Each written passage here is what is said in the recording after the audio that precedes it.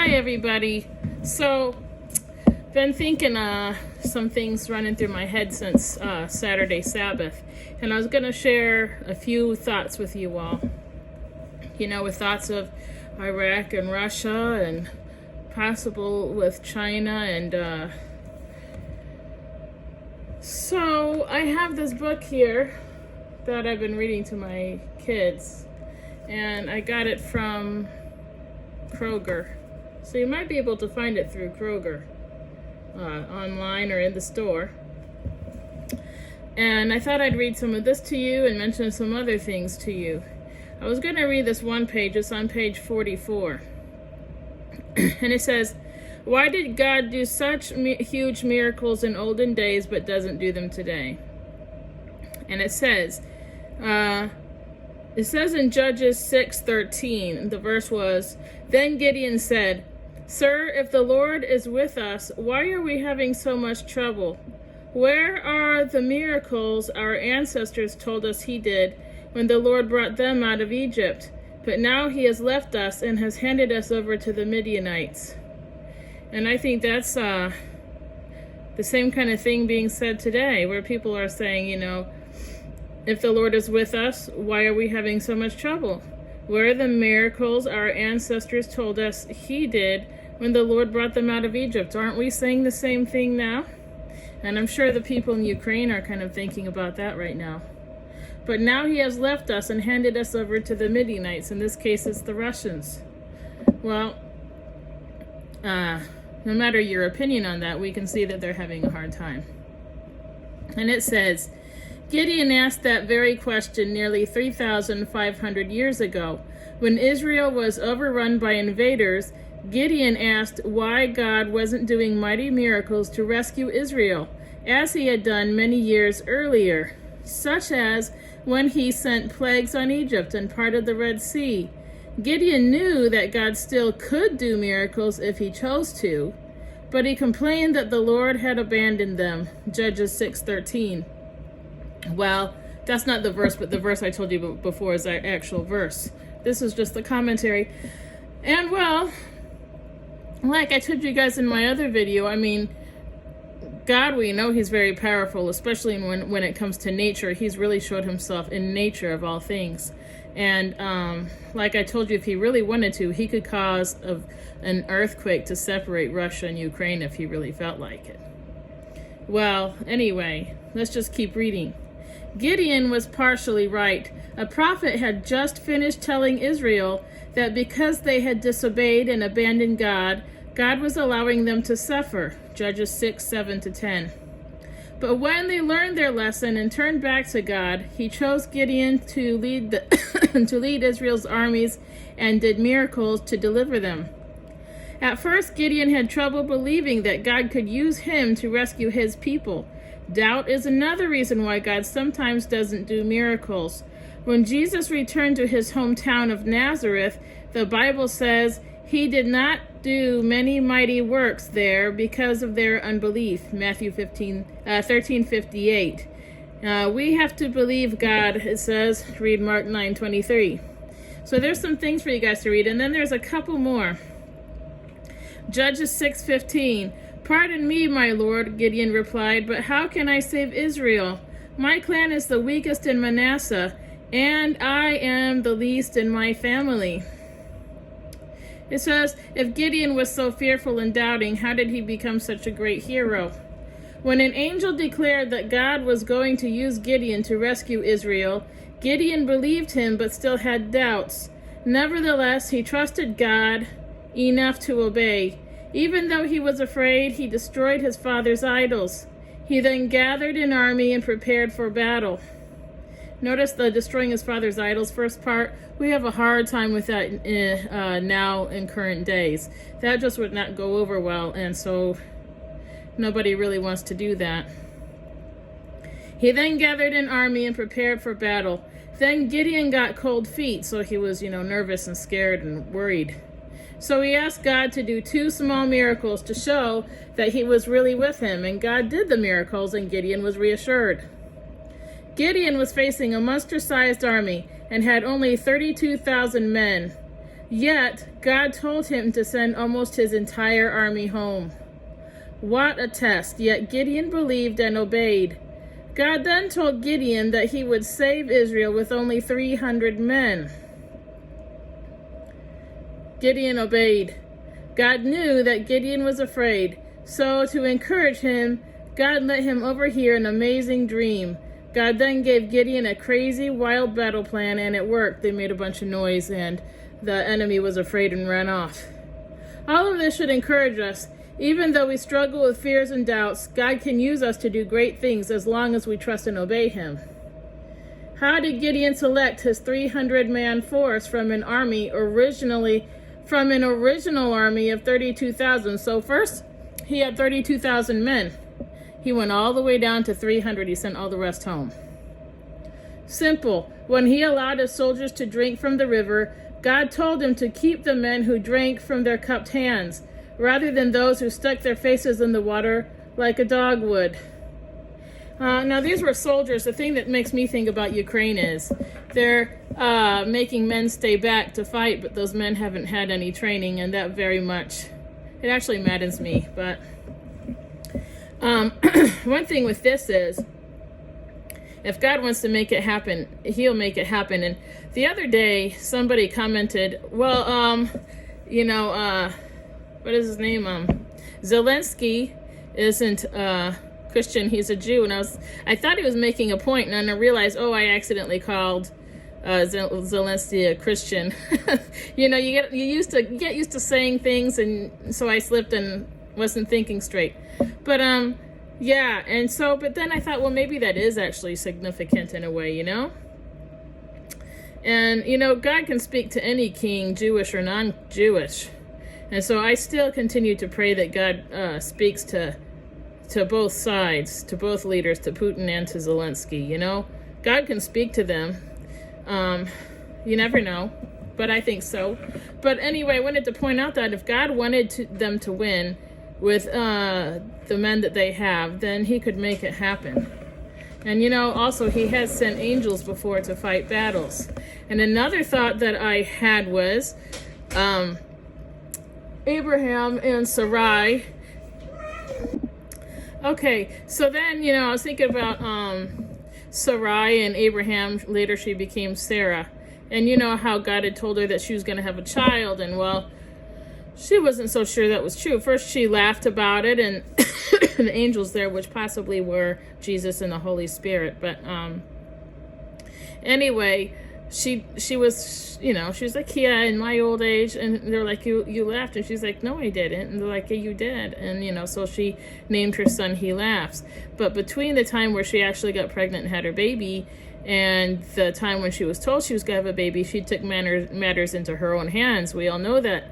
She doubted God, and she thought she'd make God's plan happen because she wasn't seeing it happen.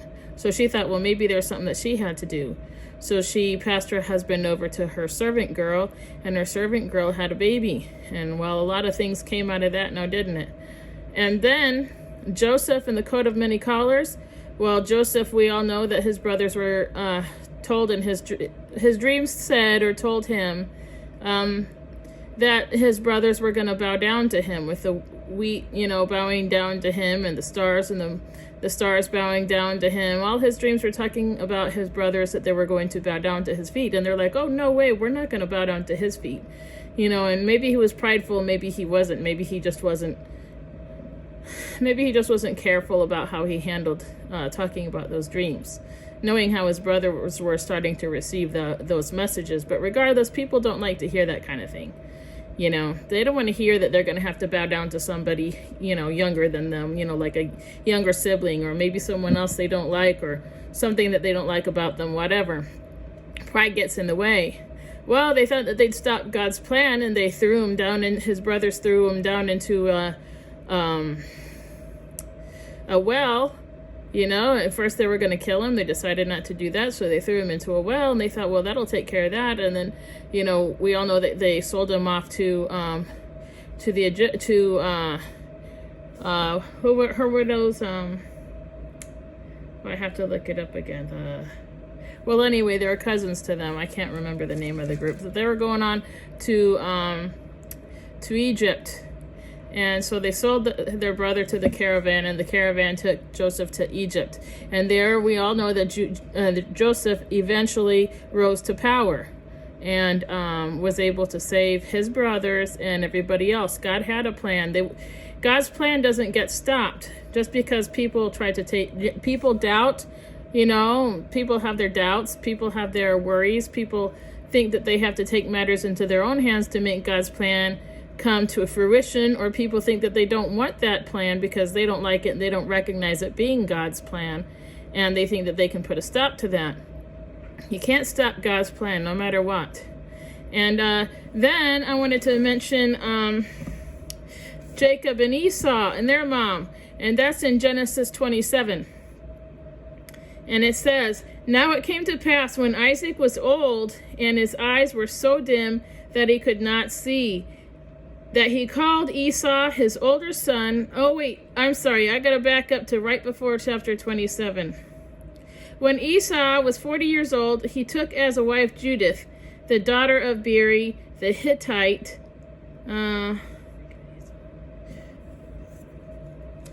No, I want to back up. Sorry, I gotta back up a little bit. Hold on.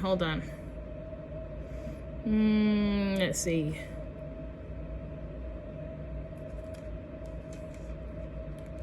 Hold on, I'll be right back. I gotta find the spot. Okay, I found it. Anyway, it's Genesis 26, starting in verse 19. This is the genealogy of Isaac, so we'll go past that just a bit. And it says, "Now Isaac pleaded with the Lord for his wife because she was barren. And the Lord granted his plea, and Rebekah, his wife, conceived. But the children struggled together within her." So this even all the way went back to when they were in the womb. God already had a plan, and the plan was already coming to fruition just when they were in the womb. God, that's the beginning of the fruition of it. So God already had a plan from the get-go. "But the children struggled together within her, and she said, 'If all is well, why am I this way?' So she went to inquire of the Lord." So she started to pray about it because, she felt all this movement in her belly. She could feel that it just didn't, felt like they were fighting inside. "And the Lord said to her, 'Two nations are in your womb. 2 people shall be separated from your body. One people shall be stronger than the other, and the older shall serve the younger." Normally, it was that the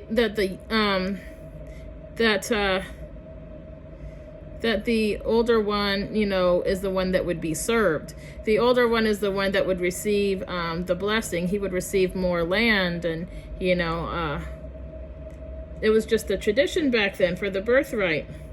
It was it says the birthright appears several times in the Bible. The word refers to the inheritance rights of the firstborn son in the Hebrew family.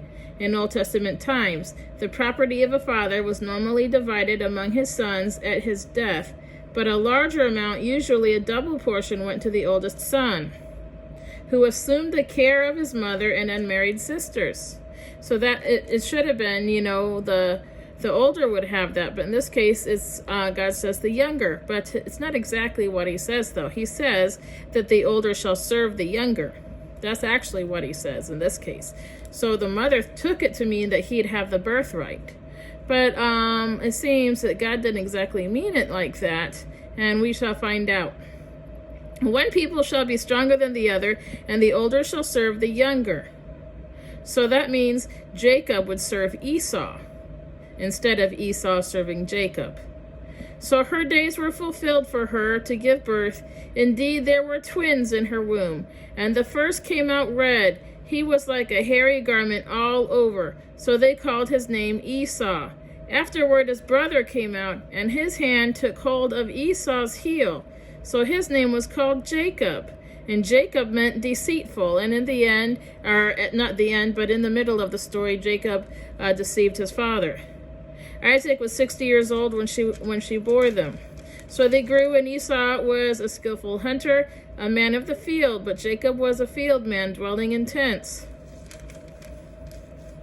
And Isaac loved Esau because he ate his game, and Rebekah loved Jacob because Rebecca knew that she believed that he was supposed to get the birthright, but that's not exactly what God said, though. God said that Esau would serve Jacob, but God didn't exactly say that Jacob would get the birthright, though. So it says, now Jacob cooked a stew, and Esau came in from the field, and he was weary. And Esau said to Jacob, please feed me with that same red stew, for I am weary. Therefore his name was called Edom, which meant red. But Jacob said, sell me your birthright as of this day. And Esau said, look, I am about to die, so what profit shall this birthright be to me? Then Jacob said, swear to me as of this day. So he swore to him and sold the birthright to Jacob, and that's very important.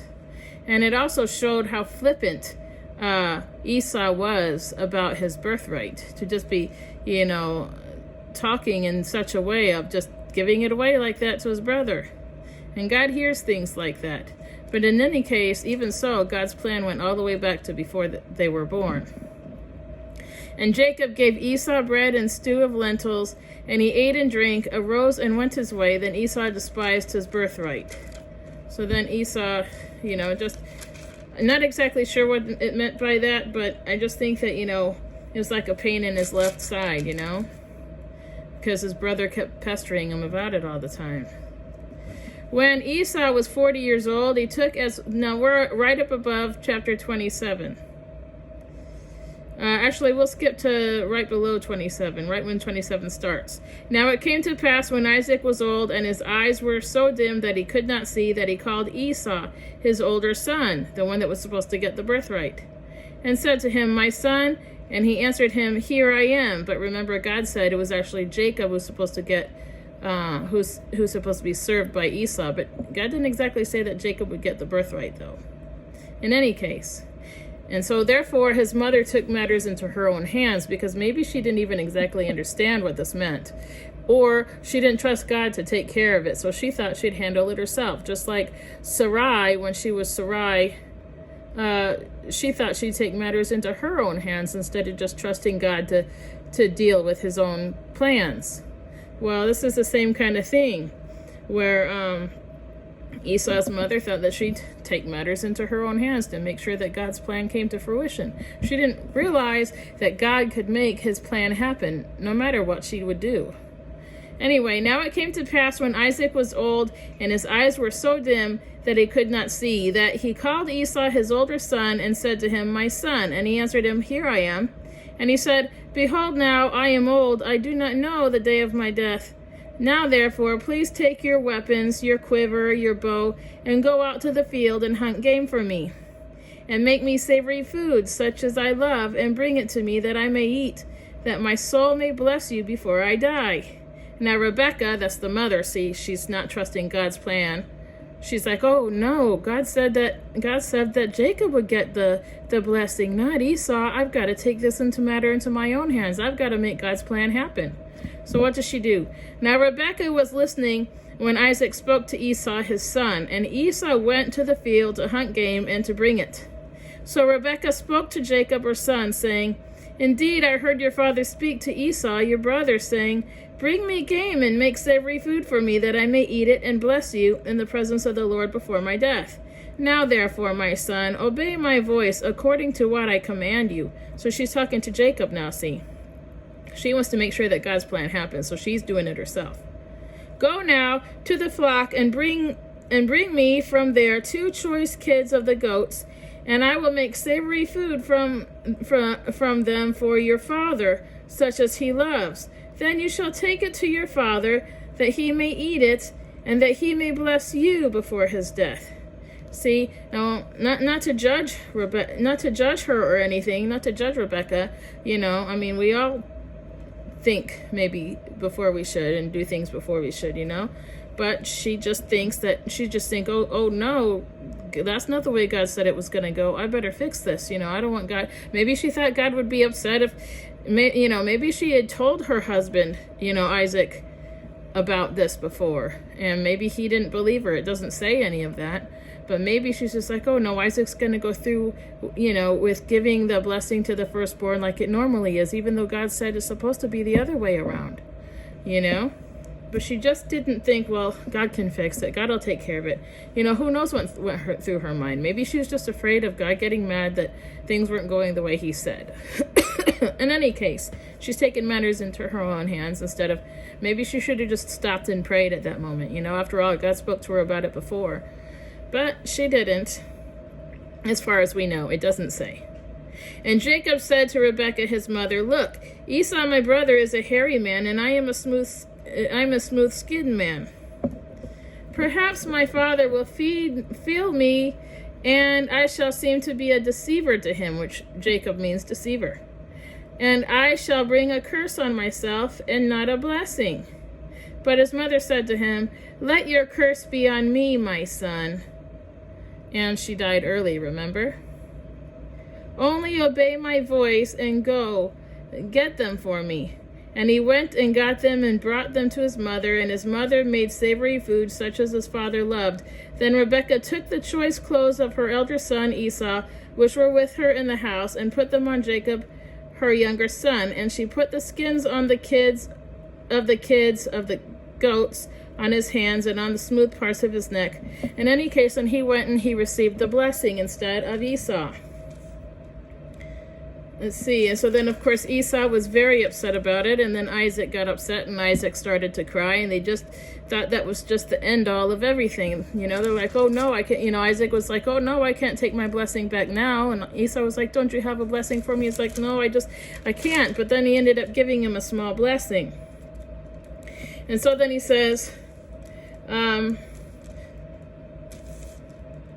"Behold your dwelling." This is the blessing. I guess I'll go ahead and read that one first. The blessing to Jacob that was meant for Esau is this: "Surely the smell of my son is like the smell of the field which the Lord had blessed. Therefore may God give you of the dew of heaven, of the fatness of the earth, and plenty of grain and wine. Let people serve you, and nations bow down to you. Be master over your brethren, and let your mother's sons bow down to you." And the blessing to Esau, which was meant, then he ended up giving a blessing to Esau because he couldn't give him the birthright. So he gave him a different blessing. He cried about it and thought about it, and then this is the blessing he gave to Esau. "Behold, your dwelling shall be of the fatness of the earth, and of the dew of heaven from above. By your sword you shall live, and you shall serve your brother.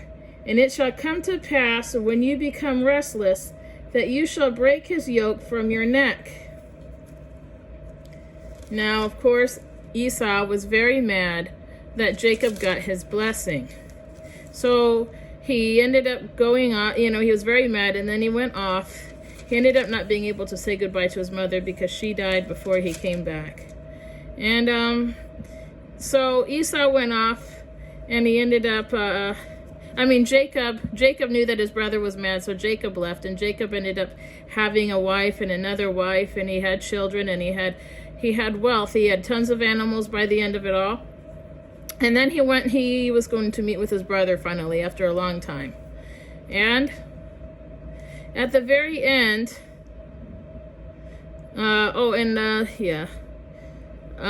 there was also this part where where Jacob had fought with God himself, he said, which I believe was Jesus. Let me see.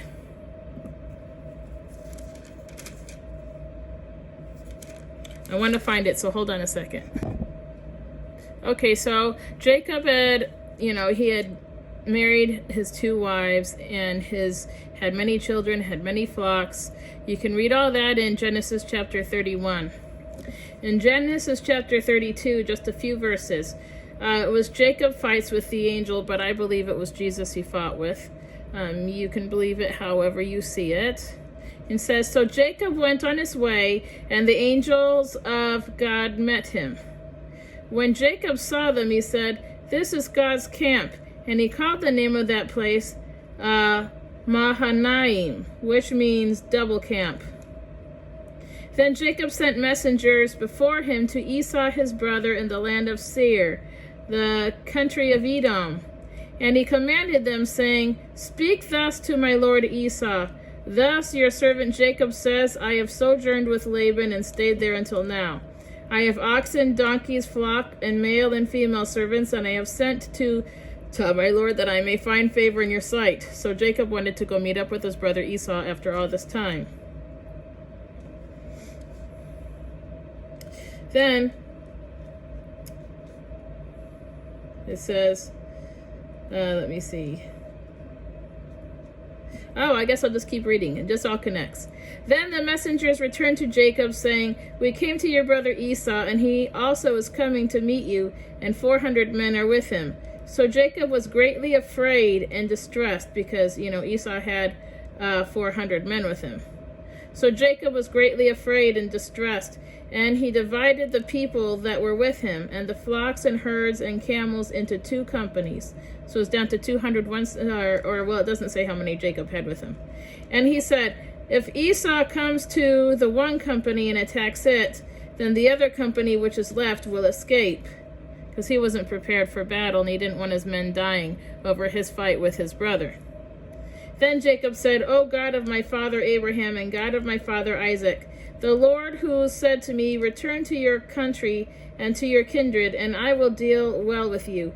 I am not worthy of the least of all the mercies and all the truth which you have shown your servant.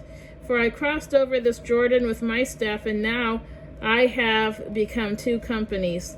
Deliver me, I pray, from the hand of my brother, from the hand of Esau, for I fear him, because he stole his birthright. Lest he come and attack me and the mothers with children. He didn't want he didn't want the women and children hurt either. For you said, I will surely treat you well and make your descendants as the sand of the sea, which cannot be numbered for multitude. So he lodged there that same night and took what came to his hand as a present for Esau's brother, 200 female goats and 20 male goats, 200 ewes and 20 rams. So it goes on, and then hold on a second. Okay, so the rest of it talks about what he was going to give to his brother Esau as gifts. And then in verse 22 is where he meets with Jesus. And, I believe. You can believe differently, that's fine. And he arose that night and took his 2 wives, his 2 maidservants, and his 11 sons, and crossed over the ford of Jabbok. He took them, sent them over the brook, and sent over what he had. Then Jacob was left alone, and a man wrestled with him until the breaking of day. Now when he saw that he did not prevail against him, the man, I believe, it says, then Jacob was left alone, and a man wrestled with him until the break of day. So the man, that's who's talking about. Now when he, the man, and plus it's capitalized he, now when he saw that he, capitalized H, so that's talking about the man, did not prevail against Jacob, he touched the socket of his hip. So the man touched the socket of Jacob's hip. And the socket of Jacob's hip was out of joint, and he, capital H, wrestled with him. So all the capital H's that shows that it's got to be the Lord. He believes it was God the Father, but I believe it's God the Son. He wrestled with Jacob. And he, capital H, so that's the Lord. And he said, let me go, for the day breaks. But he said, this time it's Jacob, but he said, I will not let you go unless you bless me. The you is capitalized again. So he, capital H, so he said to him, what is your name? And he said, Jacob. And he, capital H, and he said, your name shall no longer be called Jacob, but Israel. For you have struggled with God and with men and have prevailed. Then Jacob asked him, capital H. So Jacob asked the Lord. See, it's capital H through this whole thing. So it's either you believe it's God the Father, or you can believe it's God the Son. Or you could believe it's the Holy Spirit, I suppose. I see it as Jesus. Anyway, then Jacob asked him, saying, tell me your name, I pray. And he said, why is it that you ask about my name? And he blessed him there. So he didn't tell him his name. And Jacob called the name of the place Peniel. That means face of God. For I have seen God face to face, and my life is preserved. But remember, God is so bright that nobody can look upon him, which is also why I believe it's Jesus that he was there fighting. So then he went, it says, just as he crossed over Peniel, the sun rose on him and he limped on his hip. So it wasn't a dream, it really happened. So then he went and he met with his brother. And so then it says, and Esau said, I have enough. So they met, they were afraid of meeting each other, nervous and afraid of meeting each other. But it went well after all, and they embraced each other, and they were glad to see each other, and what a relief. So they realized that they loved each other, and they missed each other, and their fight was just, but they both grew in the time they were separated, so they needed the separation, It gave them time to think and grow and mature. Now, it says, then Esau said, this is verse 8 of chapter 33. Then Esau said, what do you mean by all this company which I met? And he said, these are to find favor in the sight of my Lord. So Esau is asking, Jacob, why did you bring all these animals? Why did you bring all of this? And he says, because, I wanted to find favor in your sight. These were supposed to be gifts from Jacob to Esau. But Esau said, I have enough, my brother.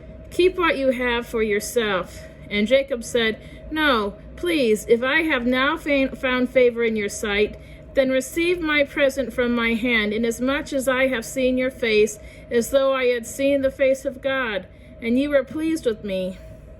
Please take. So it was even as much of a miracle to him that he saw the face of his brother, that he saw the face of God. He didn't think that he'd see his brother and that they'd get along. He just thought it was such a miracle. Please take my blessing that is brought to you, because, now this is the key part. This is the key part. Because God has dealt graciously with me, and because I have enough. And he urged him, and he took it. Then Esau said, let us take our journey. Let us go, and I will go before you.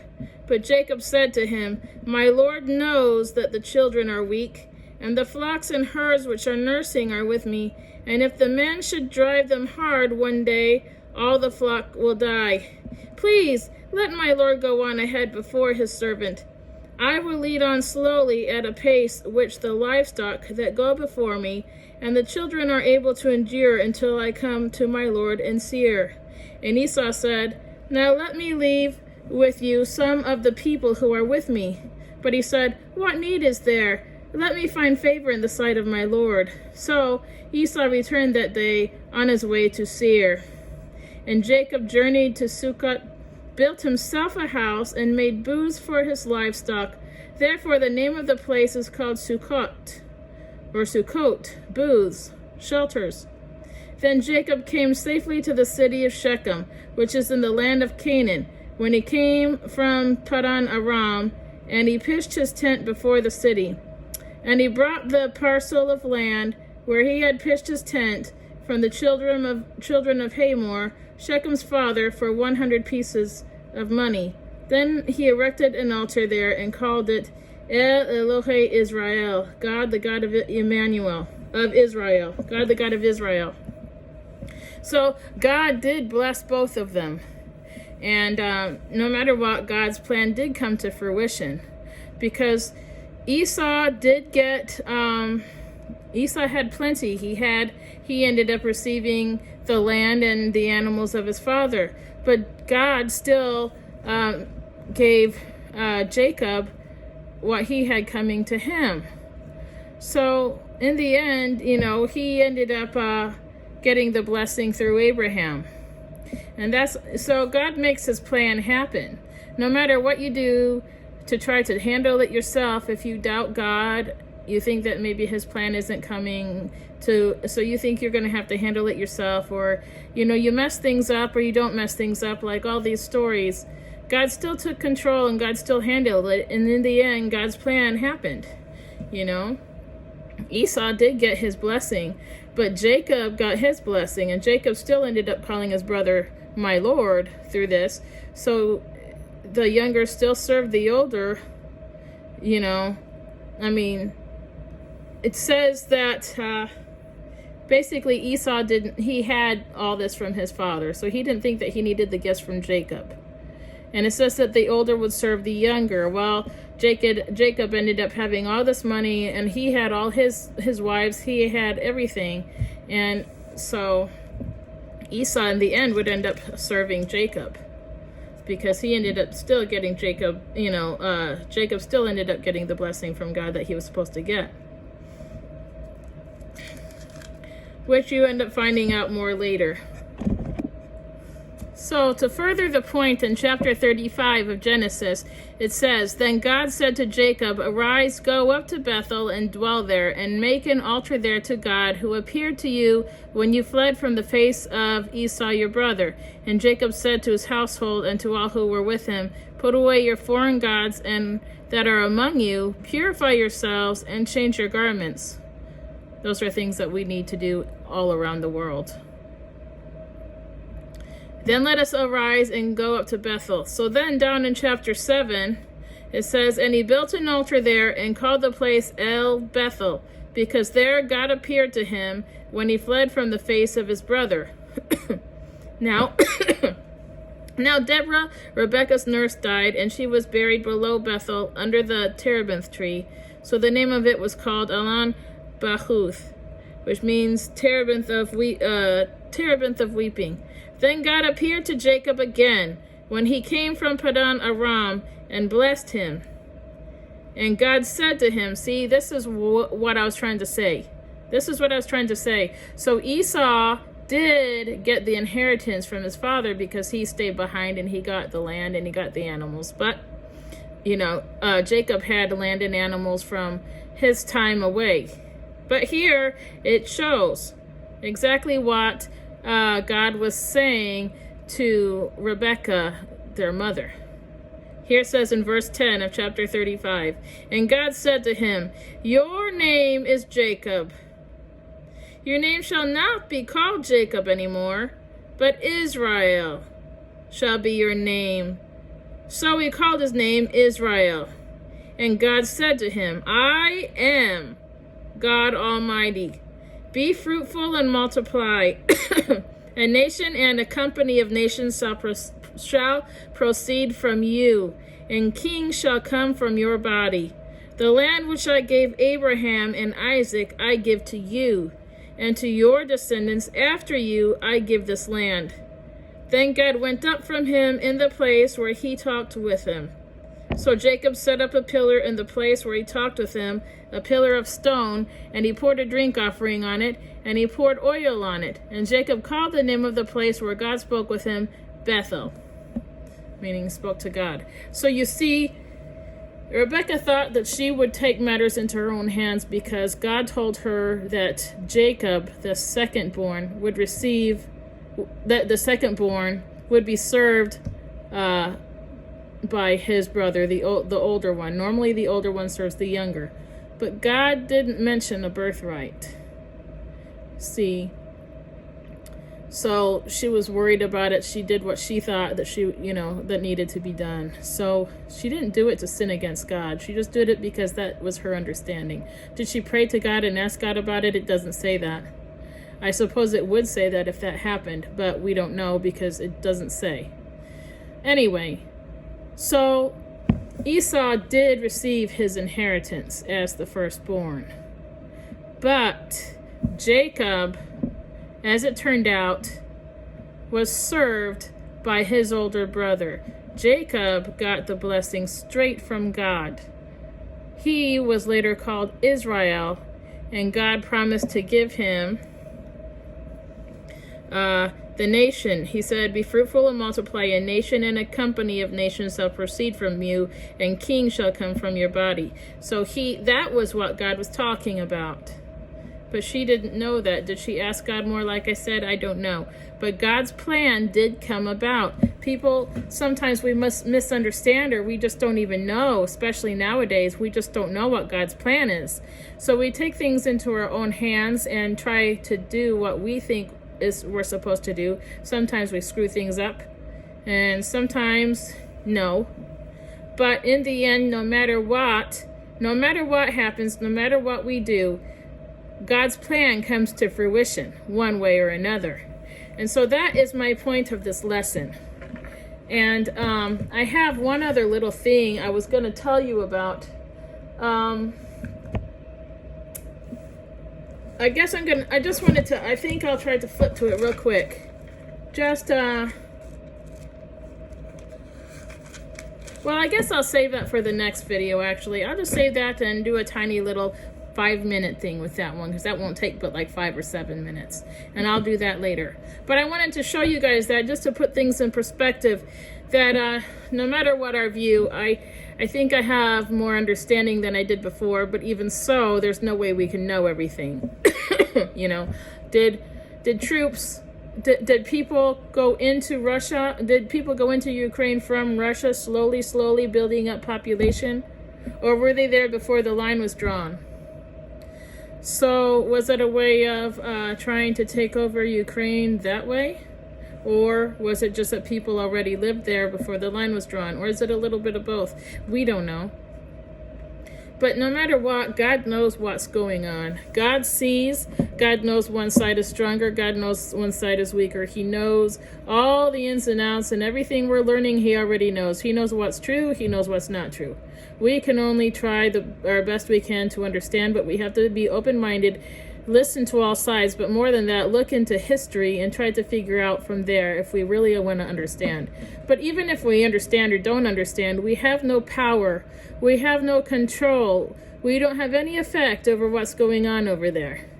Now, you might find ways to send money over there. However, our government has sent a lot. They've sent 15 billion total, as far as Kamala says. Kamala said that they sent over a billion this year, and then they just now sent over 14 billion. That's what Kamala Harris said. And I saw another organization online yesterday, actually, I think it was now, or was it this morning? Anyway, saying that they sent over $200,000. And many people have given money. I've seen churches online on YouTube saying that they're sending. No matter what, God finds ways to provide. Are they receiving too much? I don't know. I do know we have a national debt that we need to take care of. I also know that the people over there have needs. But God knows everything. He knows our needs. He knows their needs. He knows the ins and outs. He knows things that we know. He knows things we don't know. And he knows what's true and what's not true. So all we can do is learn to just let go and let God. That's all we can do. We've just got to, we can continue to watch a little bit. Like I said, just don't watch too much. Continue to learn a little bit, but don't let it overwhelm you. Just know that no matter what, God does know.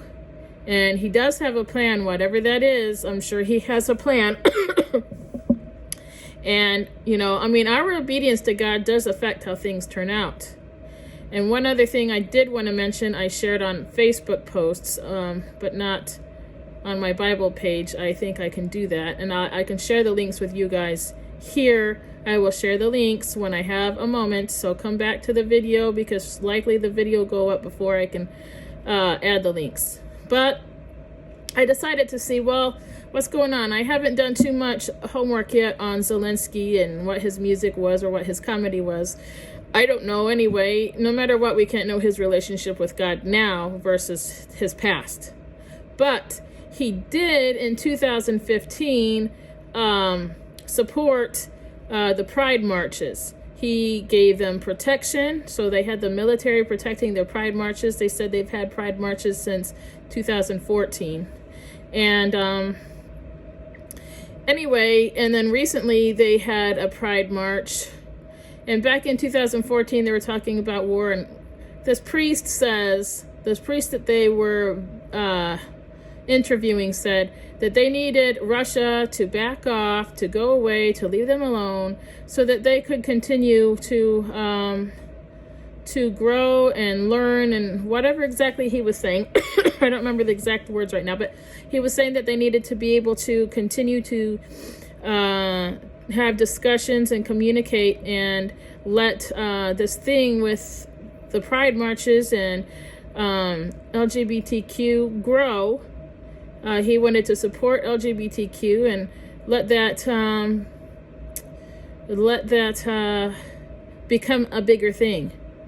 So those are little signs. And so the thought that I had with Zelensky being a Jew and him deciding to allow marches to go on and to support that, I mean, we don't want those people to be hurt, I suppose. So giving them protection, I don't know. But him being a Jew and that going on right in front of his, his house, his headquarters there, whatever. I don't know. But the fact that that priest said that, that Russia needs to back off so that they can continue to let LGBTQ continue to grow is more or less what he was saying. And their percentage of transgender and LGBTQ, all those, is a smaller percentage of their population compared to the percentage in our population. So only time will tell what, but the only thought that comes to my mind is losing God's blessing, by living in sin and allowing our country and our world to fill up with sin. Who is God going to protect? What is God going to do? Is that going to affect his decision to protect us, or is he going to allow us to lose battles? Because in the Bible, he, like I told you in that one story, he does allow battles to be lost just because either we lack faith or because we're sinful. So there are stories about that too, where the Jews went astray or a king went astray and God allowed them to lose battles. So only time will tell, but no matter what, it's out of our hands. All we can do is pray for the innocent and pray for the sinners. Pray anything that comes to your mind as far as, what God would have you pray. God wants to know that we care. God has his plan no matter what. But praying for them, it has its strengths and powers in it too, so God doesn't give up on trying to reach them and get them to turn from sin. But we need to pray that for our own countries too, and for all countries, and for all Christians, for all non-believers. Just however it is in your mind, just pray for people to come to God. Pray for God to speak to the kings. Pray to God that people turn from their sins, and pray for Zelensky and pray for Putin. And you may not want to pray for Putin, but you need to pray for Putin. He's still alive, and remember Paul. So, I mean, people might think I'm dumb on that, but hey, it's worth a shot, isn't it? Anyway, we could definitely need to pray for peace, that's for sure. And, but still, we still need to pray God's will be done above all things. Always finish, but thy will be done, because I don't know better than you, Lord. Only you really know what's best and what your plan is and what you think is best. I do pray for peace, and I do wish for that. And I do pray that you speak to these kings and that they listen to you. I pray that, everybody around the world look to you and swallow our pride and turn from our wicked ways, and talk about your own things that you've done, and pray thy will be done, that thy will be done most of all, because only he really knows what his plan is, though. And, pray that whatever needs to happen so that his will be done. Anyway, that's my little video, and I hope that you got something out of it. Share if you feel like you can share. Give me a like if you want to give me a like. Give me an emoji if you were here the whole time, or comment if you want to comment. Let me know you're out there. And I know a lot of people are giving up on social media, but I'll miss anybody who doesn't come back around, But anyway, I hope you guys got something out of my video, and I thank you for listening. Bye-bye.